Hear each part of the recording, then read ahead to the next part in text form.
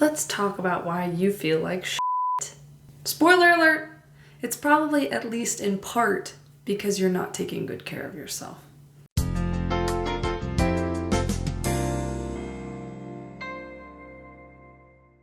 Welcome to Morgan Talks About More Shit.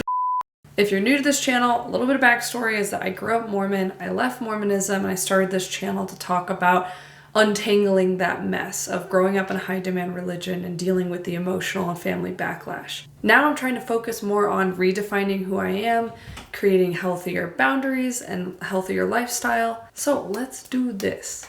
Okay, I'm gonna start this video off by sharing a story with you.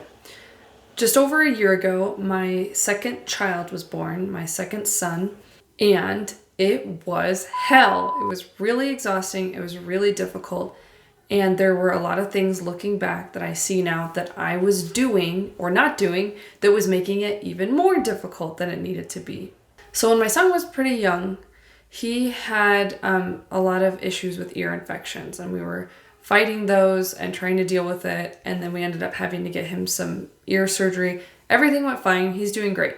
Moral of the story is I was having to put eardrops in his ears 3 to 5 times a day. And I was very, very proactive about it because I was really worried about him. And I was like wanting to take care of him.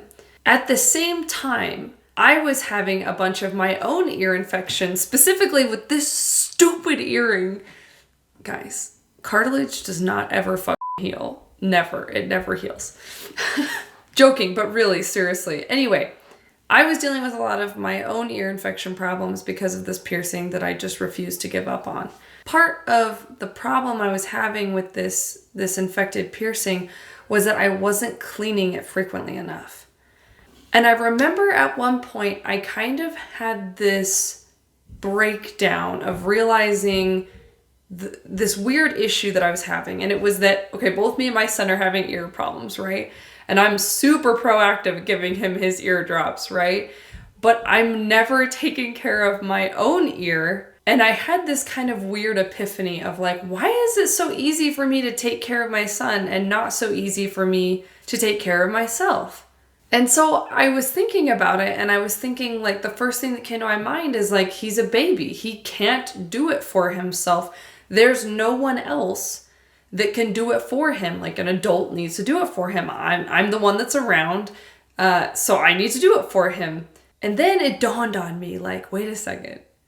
It's not like there's anyone else around to take care of my ear. Like the same logic that I'm applying to my child actually applies to me. Like I'm the only one that can take care of it. It's not like Jared's gonna come home from work and be like, here, let me help you clean your ear piercing. And that was a huge epiphany for me in that moment, because I realized that somewhere along the way, I learned that it was more important to take care of other people's needs than my own. And it's weird. And I'm still trying to unpack this because on some level, I think that I'm so afraid of being a bad mom that I have a lot of motivation to keep me like on task when it comes to my kids' needs. But I don't have that same motivation to keep me on task with my own needs because I'm not so threatened by what would happen if I didn't do things that I needed. I'm much more worried about my kids than I am myself, which I imagine on some level is probably normal, but not to the extent of like, I just won't take care of myself ever kind of thing. Anyway, it was this really cool epiphany. And another thing that kind of propelled me to this thought was in Jordan Peterson's 12 Rules for Life book, which I super love and recommend because it's a great foundation if you've left a high demand religion, or if there's any kind of life turnaround you're experiencing, it will give you a really solid foundation.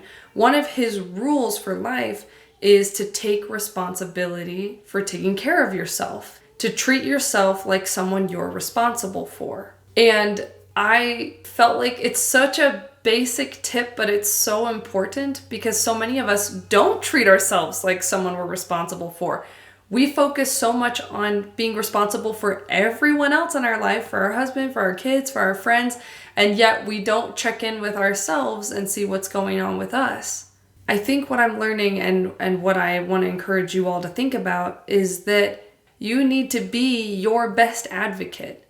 I remember sometimes I would get mad at Jared, my husband, when I would feel overwhelmed. Like it was somehow his fault that I was overwhelmed. When in reality, what was happening was I wasn't paying attention to my needs and to my wants, and I wasn't taking action to get those things met. And then I was blaming other people when I felt upset or didn't feel fulfilled, when it's not like people around me could read my mind and know what I need and what I want. So it's crazy when you start to unpack and realize how important it is to even just be aware of what you need and what you want. And then taking those steps to actually meet those needs is a whole different ball game too. Because there's a lot of reasons we don't take good care of ourselves. Part of it is that we don't know what we want or need because we never spend any time thinking about it. We never spend time thinking about what we want or need probably because we don't want to be disappointed, but also probably because we just learned that that's not something you're supposed to do. In Mormonism especially, it was kind of like the pillar of being the best person you could be for a woman was a mom who sacrificed everything. And if you were a mom who sacrificed everything, you were just like the most noble being that could exist. And that is not healthy. It's not healthy for so many reasons, but especially because putting yourself up as this martyr of like, I give everything away for everyone else it's not healthy for you because you're not getting your own needs met, but it's also not healthy for your kids because it's teaching them that they shouldn't get their needs met as an adult, that they should just take care of everyone else instead of focusing on themselves. So it creates this really toxic pattern, and it's just not the way I want to live my life anymore. So I'm trying to learn how to take better care of myself. I think another reason we have a really hard time taking care of ourselves is because we feel really guilty. We think any time we spend doing something for us, or spending money on us, or just any amount of time or effort or money that's spent on us feels like we're taking it away from someone else. Like we're taking it away from someone else in the family. And that makes us feel really guilty. And that guilt stops us from doing something for us that we might want or need.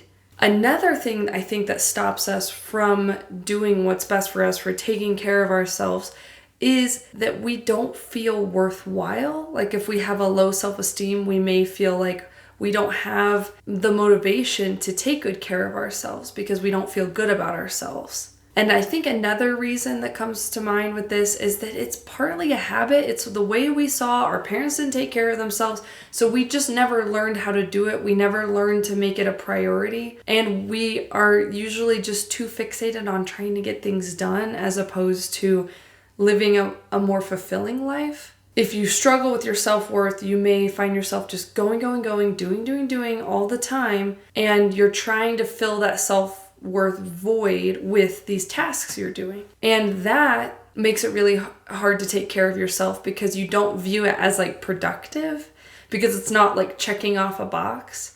But it's so important to actually start viewing it that way because we often wait until we break down before we actually will take care of ourselves. And if we were more preemptive and doing things for ourselves that we needed and wanted before that happens, we could actually live a more fulfilled and more sustaining life. I've been working on this a ton in the last year. I feel like having 2 kids has really forced me to work on it because I'm so tired. And so what I've tried to do is to ask myself, what do I need and how can I get that need met? I know a big need for me right now while my kids are so little is being social. So I try to make sure to schedule things to do with friends in the middle of the week or even during the day with my kids so that I can talk with other human being adults and not go too crazy. And seeing that I have that need and getting it met helps me get through the week because it's hard. It's hard being at home with your kids all the time when they're so little and they just need so much from you. And it's just a constant drain. And don't get me wrong, I love my kids. I love being a mom, but it is hard. Another thing that I've been doing to try to help myself take better care of me is to make sure I don't overdo it with my hobbies and projects. I get really excited about things, about YouTube videos. I get excited about art projects and I get excited about sports. And sometimes I will overdo it and exhaust myself even more because I'm just so much wanting to get out of my own head. So one way that I've been trying to rein this in and take better care of myself is to make sure I'm not excessive in whatever activities that I'm doing, that I'm not pushing myself too hard to finish that painting or to finish that video or to finish whatever it is, and to be patient with myself and to take it easy and, let the progress happen more slowly. I think one last tip I have for you with this is to just remind yourself that you're a human being. You're a human being. You have feelings, you have wants, you have needs, and that those things don't make you bad or wrong, and that it's important you at least try to understand those needs and wants. And sometimes we want or need things that we can't have, right? But ignoring it is not the answer, right? Unpacking it, understanding it, working through it is a much better step than just shoving it down.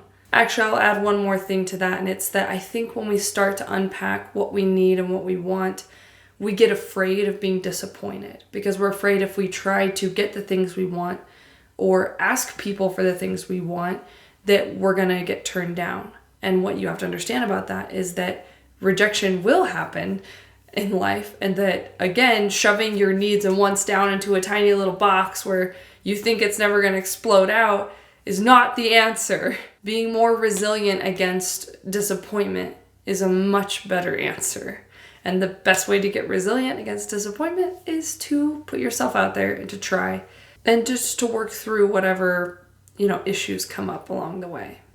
What I've noticed with myself as I've worked through this is that the more I tried to listen to my needs and wants and get things that I need for me, the more I started to kind of hear red flags going off in my mind when I felt like I was overdoing something or expecting too much from myself or overexerting myself in some kind of way. And at first, hearing that voice in my head, okay, this is it. Like, you're crossing the threshold here. You need to stop. You need to stop cleaning, or you need to stop, working on that project, or you need to not be socializing anymore. Like, you're checked out. When I started hearing that, because as I started listening to my needs and wants, I started to kind of hear that voice in my head more like trying to tell me where boundaries were being crossed. But at first, even when I could hear it, it was like compulsive, like, no, I know I should stop, but I still want to finish, painting this desk, or I want to finish whatever project I'm on. And it was hard to get myself to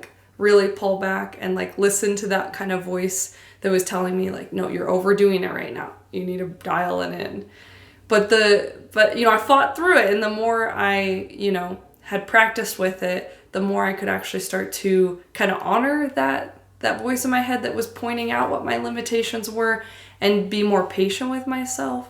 Anyway, it's a really cool thing because I feel like I'm getting closer and closer to feeling like I can work on a project and actually do so at a slow pace instead of burning myself out on it, which is just such a big pattern for me in the past. And so it's really cool to feel like I'm coming ahead of that and to not be so scared when I start a project. I'd procrastinate things because I knew that once I started something, I would just never be able to stop until it was done. And I'm starting to feel myself pulling out of that pattern and being like, nope, this is it for today. This is all you're doing for today is this section of this project or whatever. And having those boundaries with myself is just making life a lot more sustainable, like the pace that I'm moving forward more sustainable.